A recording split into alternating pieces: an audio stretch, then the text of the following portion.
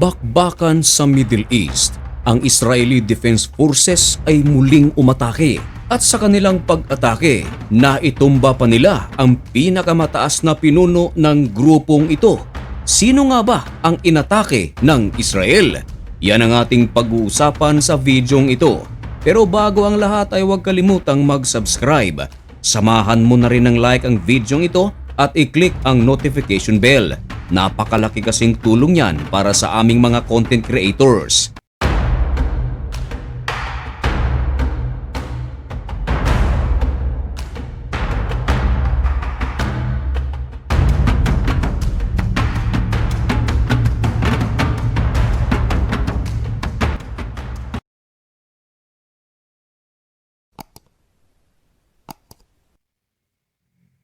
Maligayang pagbabalik mga kaibigan. Kumusta kayong lahat?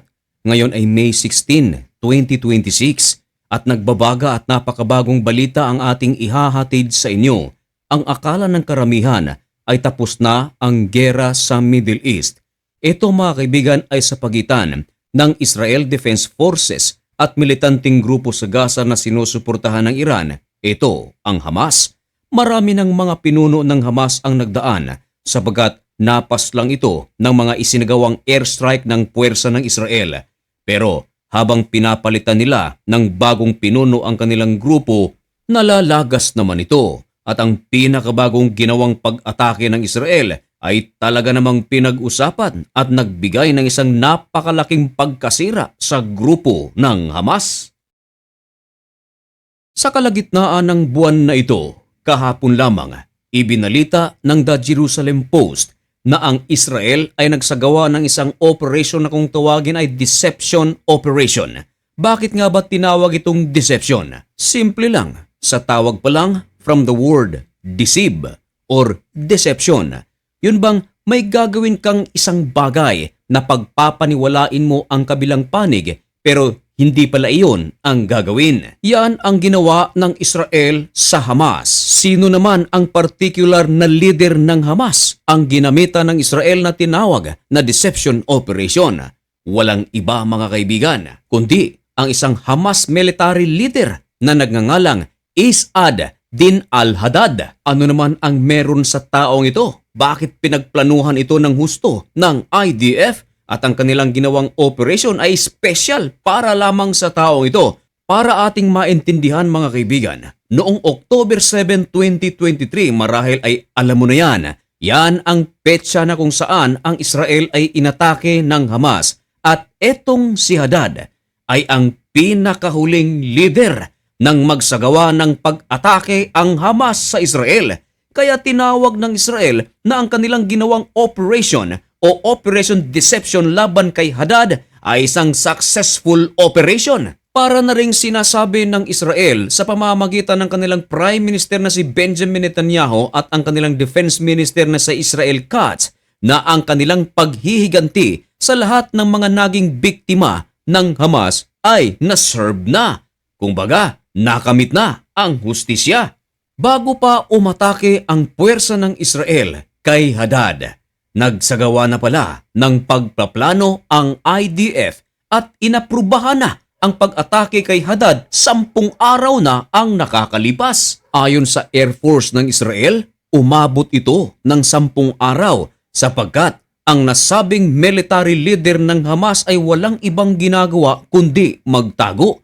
Pero nang makumpirma na ng IDF, Southern Command and Military Intelligence na nakumpirma na nila ang location ng nasabing military leader ng Hamas, kumilos agad ang Air Force ng Israel. Dagdag pa ng Brigadier General Omar Tisler na sinisiguro nila na sa kanilang gagawing operation ay walang madadamay na sibilyan. Ang operation na ito ay ibinigay ni Benjamin Netanyahu kay Major General Itzik Cohen at ang ginawa naman ni Cohen mga kaibigan talagang pinaghandaan ito.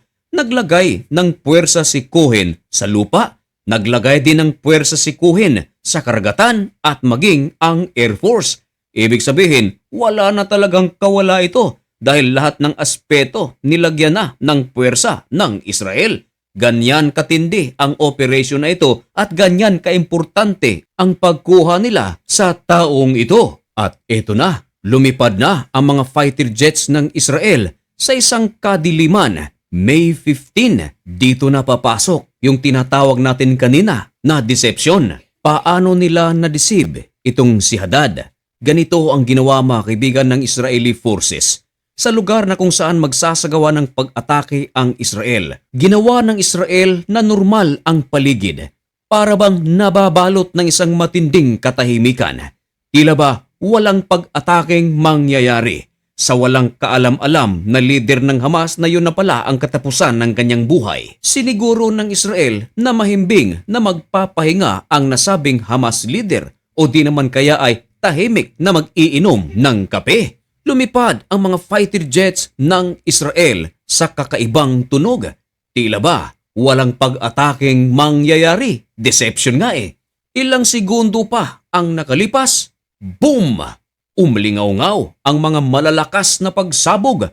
Wasak na wasak ang gusali gaya ng inyong nakikita. Diyan nananatili ang nasabing Hamas leader na si Hadad. Hindi ito nakaligtas. Sapul ang target. Tinawag ng Israel na very successful ang kanilang ginawang operasyon. Ilang sandali pa, ibinalita ng The Jerusalem Post at kinumpirma na ang nasabing Hamas military leader ay pumanaw na. Hindi ito katulad ng mga ginawang pag-atake ng Israel at ibang grupo na kung saan dinideny pa na sila ay gumagawa ng pag-atake. Sa pagkakataong ito, hindi ito itinanggi ng Israel. Talagang ibinalita nila na nagsagawa nga sila ng pag-atake. Dagdag pa ng Israel, hindi pa yan ang magiging katapusan ng kanilang pag-atake. Magpapatuloy pa ang kanilang gagawing pag-atake hanggang sa makamit ang kanilang goal. Matinding pag-amin ito ng Israel. At upang patutuhanan ng ating sinasabi, narito ang ating patunay. Bawal kasing magsalita dito sa usapang banal na walang pruweba. Ayon sa sinabi ng Israel, basahin ko na lang para sa inyo. We will continue to act forcefully and decisively against anyone who took part in the October 7 massacre. Yan ang matinding pangako ng Israel sa lahat ng mga Hudyo. Nagsisilbi na rin niyang banta para sa Hamas. Mga kaibigan, ano ang inyong masasabi tungkol sa ginawa ng Israel? Karapat-dapat lang ba ito o isa ng kalabisan? Kailangan na ba talagang ihinto ng Israel ang kanilang pag-atake sa Gaza o kailangan pang ipagpatuloy hanggang sa maubos na ang mga responsible sa noong October 7 na pag-atake? Ipaalam ang inyong mga komento at opinyon dyan sa comment section. Talagang binabasa ko yan mga kaibigan. Hindi nga lang ako nagre-reply pero binabasa ko talaga yan mga kaibigan. Hanggang dito na lamang muna ang video ito. May God bless you and thank you so much for watching. Goodbye!